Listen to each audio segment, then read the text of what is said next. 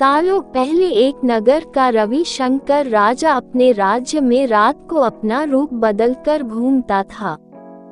वो रूप बदलने के बाद लोगों से मिलकर अपने यानी राजा के बारे में जानने की कोशिश करता और उनकी समस्याओं को समझता था। एक रात जब वह नगर घूम कर आया तो अचानक जोर से बारिश होने लगी। उसने देर किए बिना एक गरीब के घर का दरवाजा खटखटाया। राजा के दरवाजा खटखटाने के बाद घर से एक व्यक्ति निकला। वह एक गरीब किसान था जो अपनी पत्नी और बच्चों के साथ रहता था। बारिश तेज थी तो किसान ने राजा को अंदर आने के लिए कहा। राजा ने घर में जाने के बाद पूछा, क्या आप मुझे कुछ खिला सकते हैं? मुझे बहुत तेज भूख लगी है। वो गरीब किसान और उसका परिवार 3 दिनों से भूखा था और उसके घर में एक भी दाना अन्न का नहीं था। किसान के मन में हुआ कि भले ही हम भूखे हैं, लेकिन अपने अतिथि को यूं भूखा नहीं रख सकते। अब किसान ये सोचकर बेचैन हो गया कि अपने अतिथि का पेट कैसे भरा जाए। तभी उसने घर के सामने वाली दुकान से चावल चुराने की तरकीब सोची। उसने सिर्फ अतिथि के लिए ही 2 मुट्ठी चावल लिया और उसे पकाकर राजा को खिला दिया। तब तक बारिश रुक गई थी और राजा अपने घर चला गया।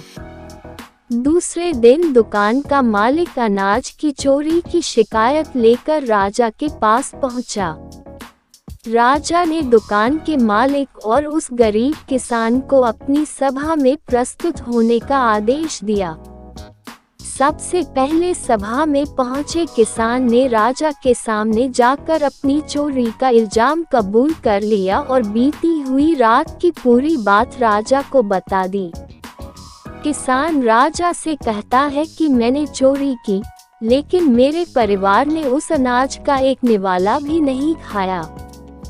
गरीब किसान की बातें सुनकर राजा बहुत दुखी हुआ और उसने किसान को बताया कि अतिथि के रूप में मैं स्वयं तुम्हारे घर आया था। इसके बाद राजा ने सभा में पहुंचे दुकानदार से पूछा कि क्या आपने अपने पड़ोसी को चोरी करते हुए देखा था?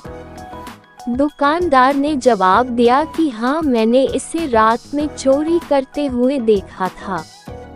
दुकानदार की बात सुनने के बाद राजा कहता है कि इस चोरी के लिए मैं पहले जिम्मेदार हूँ और फिर दूसरा तुम हो, क्योंकि तुमने अपने पड़ोसी को अनाज की चोरी करते हुए देखा, मगर कभी उसके भूखे परिवार को नहीं देखा।